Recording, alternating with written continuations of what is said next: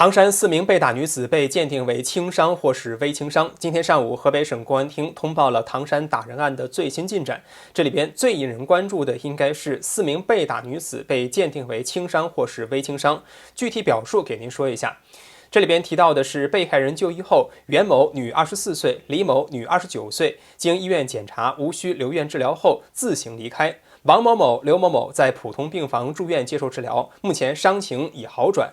6月20号，经司法鉴定科学研究院出具了司法鉴定意见书，王某某、刘某某损伤程度为轻伤2级，袁某、李某损伤程度为轻微伤。联想之前的打人视频，这样的鉴定结果也希望后续能有一个进一步的说明解释。同时还提到河北省纪检监察机关对唐山市烧烤店寻衅滋事、暴力殴打他人案件及其他相关案件涉及的公职人员涉嫌严重违纪违法问题，依纪依法开展审查调查。这其中包括唐山市公安局路北分局局长马爱军、路北分局机场路派出所所长胡兵等人。天网恢恢，疏而不漏，希望调查清楚，严肃处理，继续深挖，一个不放过，坚决打掉黑恶势力保护伞。哥们儿，我便秘了，必须点上一根烟，平复一下此刻难以名状的心情。果然是轻伤，是轻微伤。蓝底的，又是那种蓝色的通报，又出来了。能不能呀，让那2个轻微伤的那2个女孩啊，站出来说2句话？我就想看到他们说话。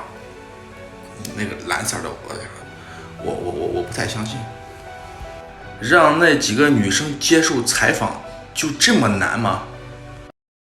对被打女子近况秘而不宣，已经涉嫌违反政府信息公开条例。每日经济新闻发布评论，公布打人事件受害女子近况，宜早不宜迟。评论说，唐山有关方面对4女子伤情及其他关键信息的默认，何尝不是一种间接伤害呢？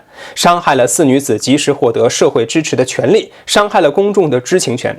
公布4女子伤情及其他近况信息、治疗举措，以及对相关家属采取了什么样的抚恤方式，才是对当事女子的应有保护，也是法律赋予公众的权利。